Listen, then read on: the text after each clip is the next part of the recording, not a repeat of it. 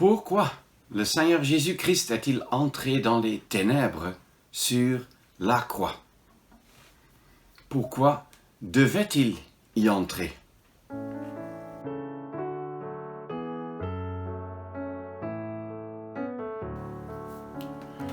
Bonjour, chers frères et sœurs, chers rachetés de Jésus-Christ. Nous voudrions nous occuper pendant quelques instants de cette question: pourquoi fallait-il que le Christ entre dans les ténèbres sur la croix du Calvaire? Et pour bien être à la page, nous lisons d'abord dans l'Évangile selon Matthieu au chapitre 27, des versets très bien connus, 45 et 46. Mais depuis la 6e heure, il y eut des ténèbres sur tout le pays jusqu'à la 9e heure. Et vers la 9e heure, Jésus s'écria d'une forte voix, disant: Élie, Élie, lama sabachthani, c'est-à-dire: mon Dieu, pourquoi m'as-tu abandonné? Pourquoi le Seigneur Jésus est-il entré dans les ténèbres? Je voudrais d'abord dire que selon les experts, cette éclipse solaire, cet obscurcissement total du soleil était extraordinaire et surnaturel, puisque une éclipse solaire totale, normalement, dure moins de 10 minutes. C'est déjà une première indication. Mais la deuxième chose importante, c'est que un tel éclipse se passe toujours à la nouvelle lune, c'est-à-dire au jour même où un nouveau mois juif, dans le calendrier juif, commençait. Or, la Pâque était célébrée le 14e jour du mois d'Abib, c'est-à-dire lorsqu'il y avait la pleine lune. Donc, impossible qu'il y ait une éclipse solaire, humainement parlant. Ça nous montre donc que c'est Dieu, le Créateur de toutes choses, qui lui-même a agi et qui a opéré des choses incompréhensibles et inexplicables selon la science. Et si nous méditons un instant sur la question: pourquoi fallait-il qu'il entre dans les ténèbres, peut-être nous pouvons ensemble tourner vers le livre du prophète Ésaïe et au chapitre 13. Où nous lisons quelque chose qui ne concerne pas le calvaire, mais qui nous apprend des leçons sur les souffrances du Seigneur Jésus-Christ sur le calvaire. Ésaïe 13 au verset 9. Voici, le jour de l'Éternel vient, cruel, avec fureur et ardeur de colère, pour réduire la terre en désolation, et il en exterminera les pécheurs. Car les étoiles des cieux et leurs constellations ne feront pas briller leur lumière. Le soleil sera obscur à son lever, et la lune ne fera pas luire sa clarté. Et je punirai le monde pour sa malice et les méchants pour leur iniquité, et je ferai cesser l'orgueil des arrogants, et j'abattrai la hauteur des hommes fiers. Ce que nous voyons ici, c'est l'obscurité, l'absence de lumière accompagne le jugement. C'est souvent le cas dans la parole de Dieu que l'obscurité est liée au jugement. On trouve cela aussi en Joël au chapitre 3, en Amos au chapitre 8 à partir du verset 9. On trouve cela aussi par exemple en Matthieu 25 lorsqu'il est dit que l'esclave inutile doit être jeté dans les ténèbres de dehors. C'est une expression qui indique le jugement même éternel de l'incrédule, c'est-à-dire qui meurt sans avoir cru en Christ. L'obscurité est sa part pour toute éternité, l'obscurité la plus profonde.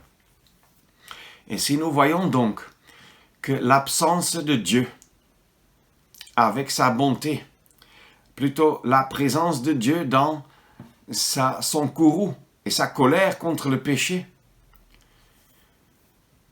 dans son jugement, et puis l'absence de lumière, la présence d'épaisses ténèbres, tout cela va de pair, va ensemble dans le jugement des incrédules, des pécheurs tel que nous aussi, nous étions avant d'être sauvés par grâce. Alors, nous sommes impressionnés parce que ce jugement pour nos péchés, les ténèbres qui accompagnent ce jugement, qui a pris cela sur lui, si ce n'est notre Seigneur Jésus-Christ, qui, de sa propre décision et de sa propre volonté, est entré dans les ténèbres. Même si, comme nous le voyons dans le jardin de Gethsémani, la perspective d'être fait péché pour nous, comme 2 Corinthiens 5 nous le dit, et la perspective d'être chargé de nos péchés, c'est-à-dire du jugement de nos péchés, selon 1 Pierre 2, ne pouvait pas être attractif pour son âme. Au contraire, c'était une chose horrible pour son âme sainte et parfaitement dévouée à Dieu. Mais imaginez-vous que celui qui était toujours saint et juste et dévoué à Dieu entre de sa propre décision pour accomplir l'œuvre que Dieu lui a donnée à faire dans des ténèbres épaisses. Rappelons-nous Luc au chapitre 2. Et qu'est-ce que nous y voyons? Nous y voyons la naissance du Seigneur Jésus-Christ. Et nous voyons que des anges même sont vus. Et il y a des bergers dans les champs autour de Bethléem qui paissent leurs troupeaux. À l'occasion de la naissance du Seigneur Jésus-Christ, alors, la gloire du Seigneur illumine comme une lumière brillante les bergers. Mais lorsque nous arrivons dans la parole de Dieu, en Matthieu 27, qu'est-ce que nous lisons? Les ténèbres enveloppent le berger. En Zacharie 13, nous lisons que l'épée de l'Éternel se réveille contre son berger, contre son compagnon. Et il a dit, frappe, frappe ce berger. Dans ces 3 heures de ténèbres, dans ces ténèbres profondes et intenses, le berger d'Israël, oui, le bon berger est frappé pour ses brebis. Ses brebis d'entre les Juifs, ses brebis d'entre les païens.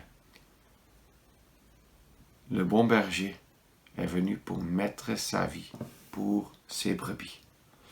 Oui, nous lisons également dans le psaume 88 quelque chose sur les ténèbres, aussi des versets qui nous frappent.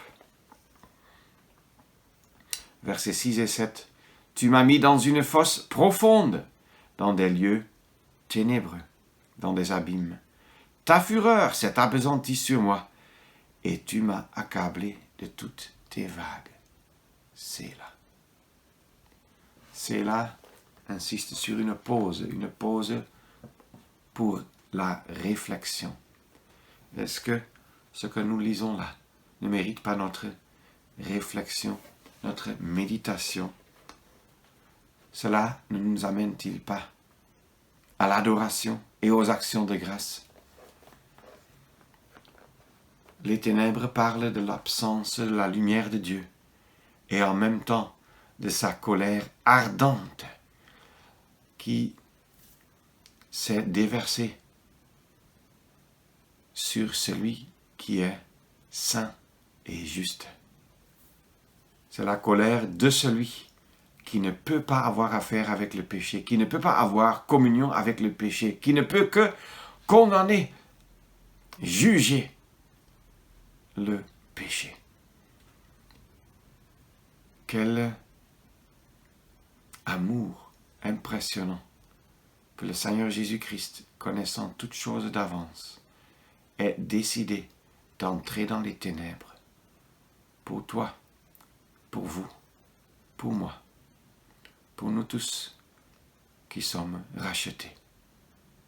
Les ténèbres étaient une chose horrible pour son cœur, mais il a voulu y entrer pour ainsi accomplir l'œuvre que Dieu lui avait donnée à faire et pour opérer en même temps notre salut éternel.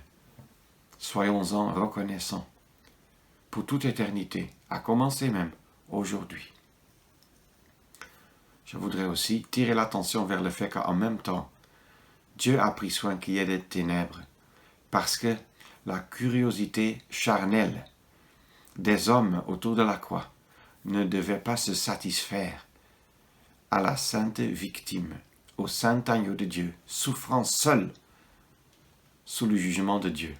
Dieu a pris soin de voiler cela devant les yeux charnels des hommes, curieux, mais n'ayant aucune intention d'une curiosité, si je peux le dire ainsi, spirituelle pour pouvoir davantage adorer, mais plutôt pour davantage pouvoir insulter le saint agneau de Dieu.